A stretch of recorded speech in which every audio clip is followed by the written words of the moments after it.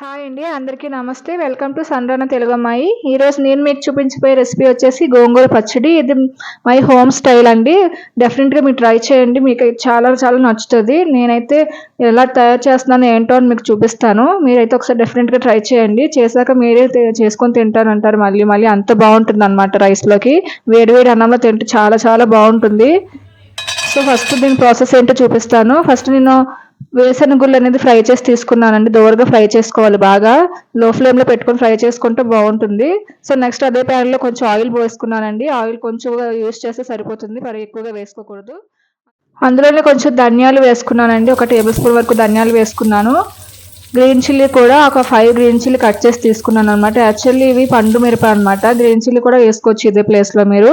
పండు మిరప వేసుకుంటే పచ్చళ్ళకి చాలా అంటే చాలా బావుంటుందనమాట. మీరు ట్రై చేయండి ఒకసారి. అండ్ ఒక పెద్ద టమాటోలు 3 అనేది కట్ చేసి తీసుకున్నానండి. అవి బాగా ఫ్రై చేసుకుంటున్నాను.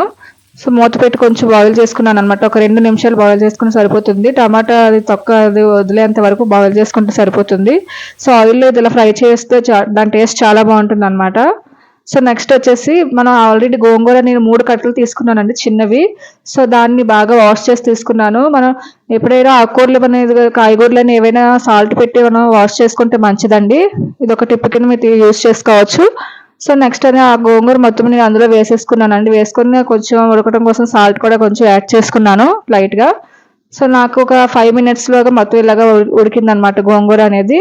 సో, నేను ముదరాకులు, లేతాకులు 2 కలిపి తీసుకున్నాను కాబట్టి కొంచెం ఇలా ఆకుల్లాగా కనిపిస్తుంది. అదే లేత గోంగూర తీసుకున్నామనుకోండి ఒక 2 మినిట్స్‌లో మొత్తం అంతా గంధంలా ఉడికిపోతుందనమాట.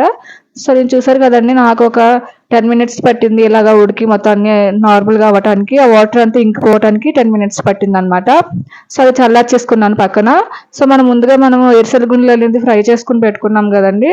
అది కూడా అందులో మిక్సర్ జార్‌లో వేసుకున్నాము. సో, అది ఒక బరకగా మిక్స్ చేసేసుకోవాలనమాట. గోంగూర అది ఒకేసారి మిక్స్ చేస్తే అది సరిగ్గా అవ్వదు.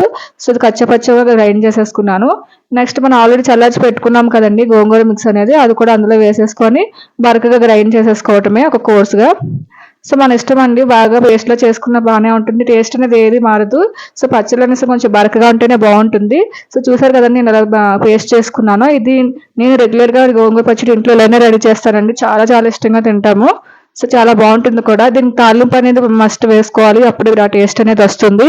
సో, కొంచెం ఆయిల్ వేసుకొని జీలకర్ర, ఆవాలు, మినపగుళ్ళు కూడా వేసుకుంటే వేసుకోవచ్చండి. నేనైతే వేసుకోలేదు.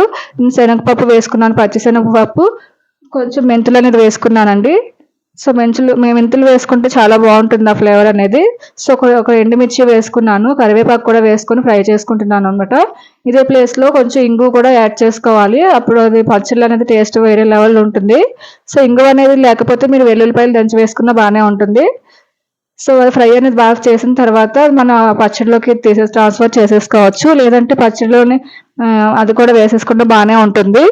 సో, చూసారు కదండీ! యమ్మీ యమ్మీగా ఎంత బావుందో చూడటానికి. పచ్చడి టేస్ట్ కూడా అంతే బావుంటుంది. సింపుల్‌గా రెడీ చేసుకోవచ్చండి. మీరు కూడా ట్రై చేయండి. Thanks for watching.